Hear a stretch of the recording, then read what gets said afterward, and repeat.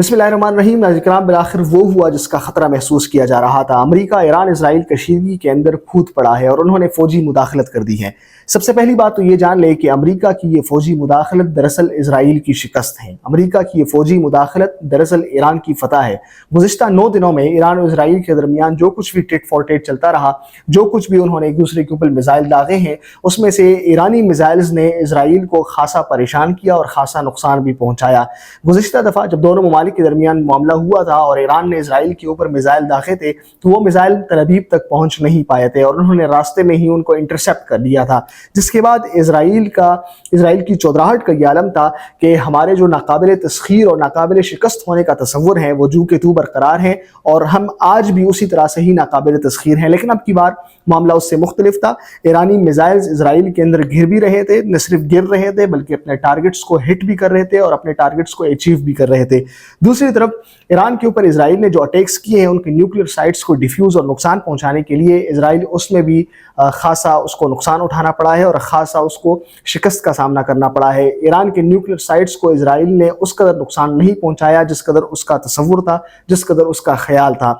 इसी वजह से उन्हें अमेरिका को, अपने मास्टर को इस जंग के अंदर ड्रैग करना पड़ा और अमेरिका ने ईरान के न्यूक्लियर साइट्स को आज सुबह रात दरमियानी शब हिट किया है। तो पहली बात ये ईरान की फतह है और ये इसराइल की शिकस्त है। दूसरी अहम बात ये है कि ईरान के साथ साथ ये ईरानी अवाम की भी फतह है, क्योंकि जितनी भी आलमी क़ुव्वतें होती हैं वो जब भी अपनी किसी हुकूमत को अपने खिलाफ पाती हैं तो वो वहाँ पर हुकूमत को तब्दील करती हैं। वो ऐसी हुकूमत को लाती हैं जो उनके मफाद में हो, जो उनके मफाद का ख्याल रखती हो, जो उनके मुताबिक चलना चाहती हो।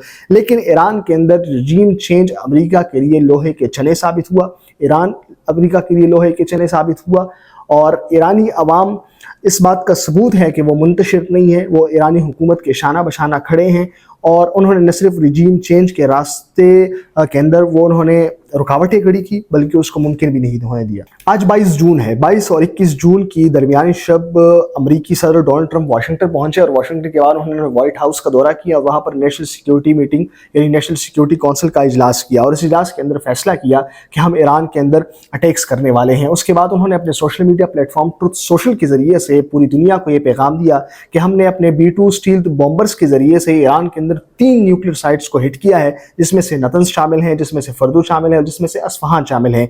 और उनके बयान से ये लग रहा था कि इन तीनों में से जो सबसे अहम और उनका असल टारगेट था वो फर्दू का न्यूक्लियर साइट था, क्योंकि वो स्ट्रेटेजिक अहमियत का हामिल है। 2006 में उस पर काम शुरू हुआ और तकरीबन 2009 से वो ऑपरेशनल है। तो उन्होंने अपने ट्रुथ सोशल पैगाम के जरिए से दुनिया को ये बताया कि हमने अपने B-2 स्टेल्थ बॉम्बर्स के जरिए से इन 3 न्यूक्लियर साइट्स को हिट किया है। B-2 स्टील्थ बॉम्बर्स अमेरिका के बड़े स्ट्रेटेजिक और महंगे तैयारे हैं जो ज़ेर ज़मीन जाकर, डीप जाकर अपने टारगेट को हिट करने की सलाहियत रखता है और कई टनों पर मुश्तमिल बम जो है, तकरीबन बंकर जो बस्टर्स बम है उनके अमेरिका के 13,600 kg के, वो ले जाने की सलाहियत उसके अंदर मौजूद है। न सिर्फ एक ले जाने की सलाहियत मौजूद है बल्कि 2 ले जाने की सलाहियत मौजूद है। तो इस जंगी जहाज तैयारे के जरिए से अमेरिका ने इन 3 न्यूक्लियर साइट्स को हिट किया। उसके बाद ट्रंप ने व्हाइट हाउस के अंदर मुख्तसर सी तकरीर भी की, लेकिन उन्होंने अपने मुख्तसर तकरीर के अंदर बहुत सारे सवाल छोड़े हैं और बहुत सारे लूप होल्स हैं उनकी तकरीर के अंदर। उन्होंने अपनी तकरीर के अंदर कहा कि अमेरिका के खिलाफ ईरान के अंदर मर्ग बर अमेरिका यानी अमेरिका मुर्दाबाद के नारे लगते हैं, हर जगह लगते हैं, पूरी दुनिया के अंदर लगते हैं, कई तबकात लगाते हैं, कई पार्टियां लगाती हैं आपके खिलाफ। लेकिन क्या ये ईरान के ऊपर हमलों का जवाब है? नहीं है। दूसरी बात उन्होंने की कि ईरान की वजह से बहुत सारे लोग मारे गए, लेकिन उन्होंने ये वजाहत नहीं की जो ये बहुत सारे लोग मारे गए हैं ईरान की वजह से, क्या उसमें अमरीकी शहरी भी शामिल थे? इस बात की वजाहत उनकी जानिब से नहीं की गई। तीसरी बात जो उन्होंने की, उन्होंने कहा कि इसराइल के लिए आज हमने उस ख़तरे का खात्मा कर दिया। इसराइल के लिए ईरान की वजूद अगर ख़तरा था तो क्या अमेरिका के लिए भी ख़तरा था? इसकी भी वजाहत नहीं की। उन्होंने अपनी पूरी तकरीर के अंदर कहीं भी ये जिक्र नहीं किया कि ईरान इसराइल के लिए तो ख़तरा है, लेकिन क्या अमेरिका के लिए भी उतना ही बड़ा ख़तरा है जितना इसराइल ईरान अपने लिए समझता है। जितने भी उन्होंने जवाब पेश किए हैं वो सिर्फ और सिर्फ इसराइल के थे। उन्होंने कैटेगोरिकली ये भी कह दिया कि हमने और इसराइल ने मिलकर टीम की तरह इस सारे ऑपरेशन को संभाला है। 2002 में अमेरिका ने इराक के अंदर सदाम हुसैन हुकूमत के ऊपर ये इल्ज़ाम लगाया कि उनके पास वेपन्स ऑफ मैस डिस्ट्रक्शन है, यानी ऐसे हथियार हैं जो बड़े पैमाने पर तबाही फैला सकते हैं। उसके बाद उन्होंने इस चीज़ को जवाज़ बनाकर इराक के अंदर मिलिट्री इन्वॉल्वमेंट की, वहाँ पर हमले किए। नेटो और उनके साथ कई इत्तेहादी ममालिक भी उसके अंदर शामिल थे। वहाँ पर अमरीकी जो इदारे थे वो फिरते रहे, उन्हें उसका कोई सुराग नहीं मिल सका और बाद में ख़ुद उन्हें तस्लीम करना पड़ा कि हम गलती पर थे। टॉनी ब्लेयर जो बरतानवी वज़ीर आज़म थे और उस जंग के अंदर अमरीकी सदर बुश के इत्तेहादी थे, उन्होंने बाद में इंक्वायरी के दौरान ये तस्लीम किया कि मुझे इस जंग पर अफसोस है, बल्कि मैं अपने दुख का इजहार भी करता हूँ। लेकिन मैं तो ये नहीं कहता और न ये तवक्को करता हूँ, न ये उम्मीद ज़ाहिर करता हूँ कि अमेरिका मुस्तकबिल करीब में, न मुझे उससे उम्मीद है, न तवक्को है कि वो इसके ऊपर इस तरह से ही माफ़ी मांगेगा जिस तरह से उसको शर्मिंदगी का सामना करना पड़ा था इराक़ जंग के अंदर। लेकिन अमरीकी जो सियाह तारीख़ है उसके अंदर एक और बाब का ज़रूर आगाज़ होगा। और फिर ये जो अमेरिका ख़ुद को दूसरों ममालिक को अपने लिए, अपने वजूद के लिए ख़तरा समझता है, ख़ुद अमरीकी वजूद कितने ममालिक के लिए ख़तरा है, कितने ममालिक के लिए उसने ख़तरे का किरदार अदा किया है। ख़ुद उसके वजूद के अंदर रेड इंडियंस का खून शामिल है, ख़ुद उसके वजूद के अंदर रेड इंडियंस की खोपड़ियाँ शामिल हैं। हिरोशिमा और नागासाकी के ऊपर उन्होंने एटॉमिक बम फेंक कर लाखों इंसानों को लुक़्मा अजल बनाया। वियतनाम को देखिए, ईरान को देखिए, अफ़गानिस्तान को देखिए, इराक़ को देखिए, कितने ममालिक थे जो उन्होंने उसको तोड़ा बोरा बनाया और वहाँ पर इंसानों का कत्लेआम किया।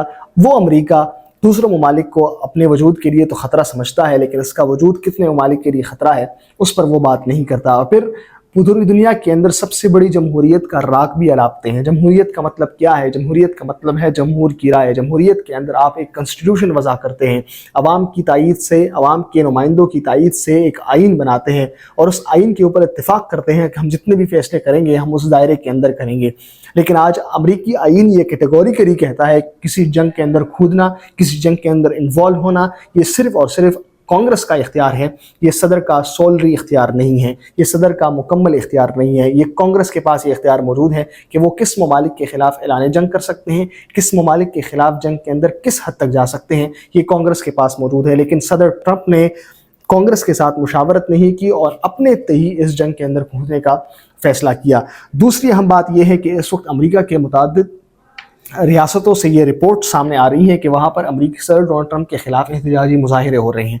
सदर बुश ने भी जब अफ़गानिस्तान के ख़िलाफ़ अटैक्स करने का फ़ैसला किया था तो कई रियासतों के अंदर उस वक्त भी अमरीकी अवाम ने एहतजाज किए थे और उसको सपोर्ट नहीं किया था।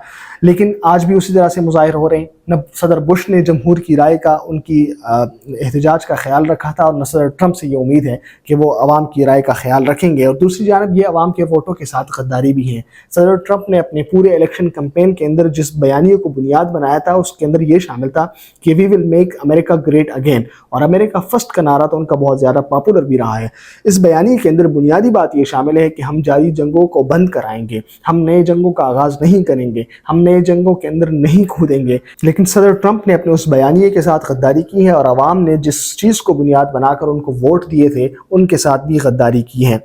अमेरिका को बिलखुसूस ख़ास तौर पर अफ़गानिस्तान से सबक सीखना चाहिए था। अफ़गानिस्तान के अंदर अमेरिका ने 20 साल तवील जंग लड़ी है और 20 साल तवील जंग के बाद बिलाखिर उन्हें स्टेप बैक करना पड़ा था, बिलाखिर उन्हें शिकस्त का सामना करना पड़ा था, बिलाखिर उन्हें शर्मिंदगी का सामना करना पड़ा था। न सिर्फ शर्मिंदगी का सामना करना पड़ा था बल्कि अनकंडीशनली वहाँ से निकलना पड़ा था, अनकंडीशनली वहाँ से विड्रॉ करना पड़ा था। अमेरिका के जो उस वक्त के इत्तेहादी थे शायद उन्होंने उससे सबक तो सीखा है, लेकिन अमेरिका की चौधराहट आज भी उसी तरह से ही बरकरार है। यही वजह है कि आज जितने भी मुख्तलिफ ममालिक हैं दुनिया भर के, चाहे वो खलीज ममालिक हो और मगरबी ममालिक हो, वो अमरीकी सदर के इस एक्शन को जो उन्होंने रात किया है उसकी मजम्मत कर रहे हैं, और जो मजम्मत नहीं कर रहे हैं वो कम अज़ कम डायलॉग का मुतालबा ज़रूर कर रहे हैं।